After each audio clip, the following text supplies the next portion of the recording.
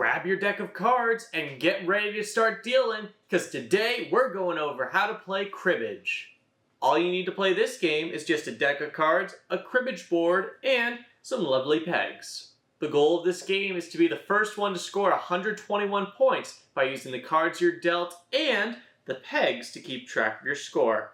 First one to make a full loop, whoop, and score 121 points wins the game. So, first of all, you're going to be taking your pegs and placing them in the starting position on the side of the board. Then, depending on the number of players you have, you're going to have your dealer shuffle the cards and deal them out. If you're playing a 2-player game, you're going to deal out 6 cards to each player.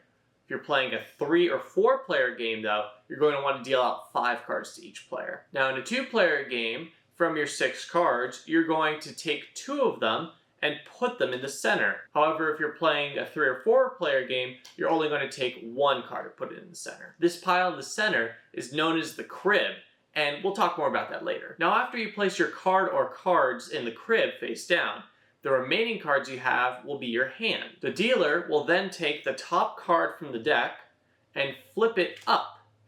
That will be the game's starting card. After the dealer draws this card, they'll say how many points the card is worth. Aces are always worth 1 point, while all face cards are worth 10. From there, you and your friends are going to be using your cards from your hands to build up the value higher and higher.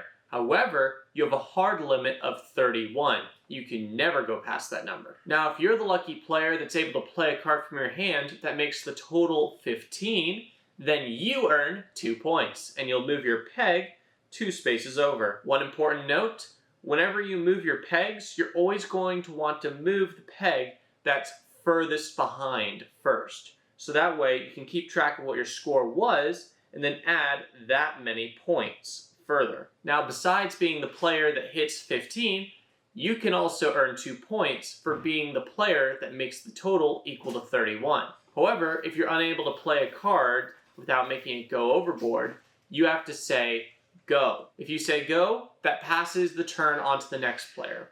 Now, if they can't play as well, they'll say go, and if all players say go, whoever played the last card earns 1 point. After all players have either passed or if the total hits 31, you'll take all cards and return them to the rightful owners, but you're going to place them face down to indicate that they've already been used.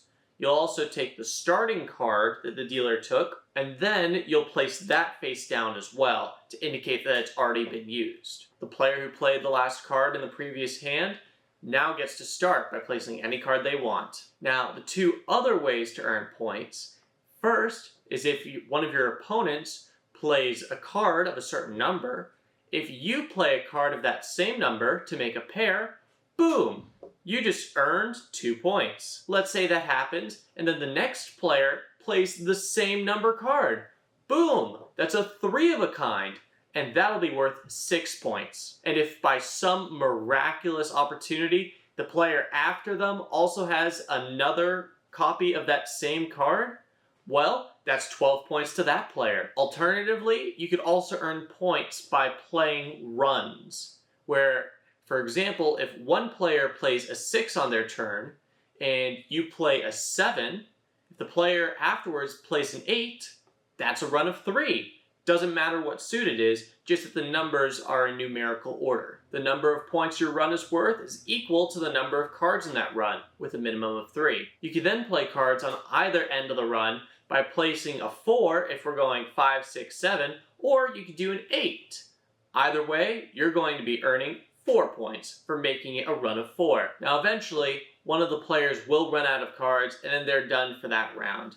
The other players will continue playing until everyone's done. It'll eventually lead to some players just earning 1 point for playing a card because no one else has any cards left. Now, after everyone's played all their cards, we move on to the scoring phase, where you take your own individual hand and you compare it to the card that the dealer flipped, the starter card. Take your 4 cards plus the starter card, and you'll try and add up to see if your 5 cards have any combinations where they either are pairs, 3 of a kinds, or 4 of a kinds. You could also check to see if you have a flush of 4 cards or 5 cards of the same suit, worth 4 or 5 points respectively. Also, if you have a jack that's the same suit of the starter card, you earn a point for that. The pair, 3 of a kind, and 4 of a kind are worth 2, 6, and 12 points respectively. Now, there's some pretty neat tricks you can do with runs, such as double, triple, and quadruple runs, where, using the cards in your hand, you can not only score your cards for pairs, but for runs as well. For example, if I had 2 5s, a 6, a 7, and an 8, well, not only do I have a run of 4 with my 5, 6, 7, 8, but with my second 5, I have another run of 4 for 5, 6, 7, 8. And I could also score the pair that I have. But also, don't forget that when you're scoring your own hand, any combinations of cards that add up to 15 are also worth 2 points each. Now, you gotta make sure that you catch all instances of where you'll score points, because otherwise, if you end your turn of scoring and other players are able to catch any additional ways that you could have scored, they'll earn that many points instead. So make sure to check all your pairs, 3 of a kinds, and all your runs as well. And just triple check all your ways to add up to 15. Now, the dealer, they get a special bonus as well. You remember all those cards that everyone set aside at the beginning of the round? Well, the dealer gets to take those cards and the starting card and use it as an extra way to score. The dealer will take these cards and score them, just like how they scored their own hand. And one last quick note, if you're the dealer and your starting card is a jack, you gain 2 points. After everyone's done scoring and moving their pegs around, the player on the left becomes the next dealer. You'll shuffle up the cards, deal them out, and get ready for another exciting round of gameplay. First player to 121 points wins. And that's how you play cribbage. We have a lot of cribbage sets available, so make sure to take a look at the links down in the description as well, because it's such a fun game, and I highly recommend it for your friends and family.